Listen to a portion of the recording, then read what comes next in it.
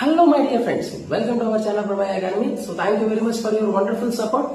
So in this concept we are going to learn and the previous topic only counting numbers, counting figures.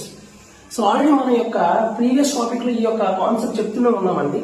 కాబట్టి దీన్ని ఈ యొక్క question చూసే ప్రయత్నం చేసినట్లయితే ఆల్రెడీ ప్రీవియస్ క్వశ్చన్ లో కొంచెం డెప్త్నెస్ ఉంది, కానీ ఇది దానికంటే కొంచెం డెప్త్ అంతే.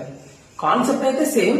మీకు ఆ కాన్సెప్ట్ అర్థం కావాలి అంటే ఈ యొక్క కాన్సెప్ట్ అర్థం కావాలంటే ముందు ప్రీవియస్ కాన్సెప్ట్స్ మీకు అర్థం కావాలి. ఓకేనా? ఒకవేళ ఎవరైనా చూడకపోయి ఉంటే మన యొక్క ఛానల్లో ప్రీవియస్ కాన్సెప్ట్స్ ఉంటే ఒకసారి వెళ్ళి చూసే ప్రయత్నం చేయండి. ఓకేనా? సో ఈ యొక్క క్వశ్చన్ లోకి వెళ్దామంటే ఒకసారి జాగ్రత్తగా చూడండి. సో క్వశ్చన్ నేను జస్ట్ 3 పార్ట్స్ గా డివైడ్ చేస్తున్నా.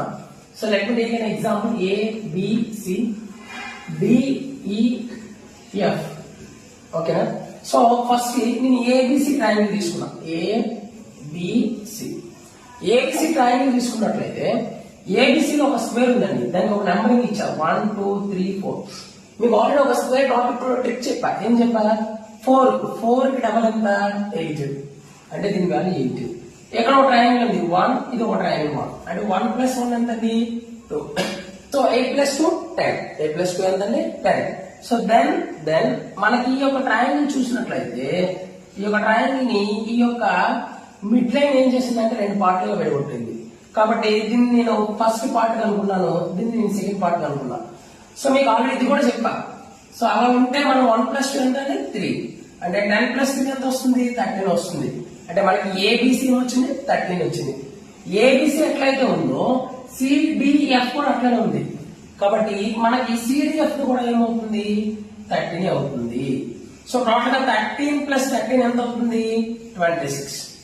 26 అయిన తర్వాత ఇక్కడ చూడన్నా AEDC ఇది చూసినట్లయితే ఇది స్క్వేర్ ఉంది. 1 2 3 4 4 8. 4 ఎంతండి? 8. సో మనకు టోటల్ గా 26 + 8 చేసినట్లయితే 34 వచ్చింది. 34 ఆప్షన్ ఉంది కానీ 34 పెడితే మార్క్ పోతుంది. ఓకేనా? సో నెక్స్ట్ మనం చూడాల్సింది ఏంటి అంటే FEB చూడాలి. ఎందుకు? అదంతా ఒక ట్రయాంగిల్ కదా. FEB ని EC 2 పార్ట్స్ గా డివైడ్ చేస్తుంది. ఏంటి? ఇదొక పార్ట్, ఇదొక పార్ట్. ఆ 2 పార్ట్లు ఏం చేయాలి? యాడ్ చేయాలి. మన కాన్సెప్ట్ లో 1 + 2 ఎంతండి? 3. సో 34 కి నేను 3 యాడ్ చేసినట్లయితే మనకి 37 వస్తుంది.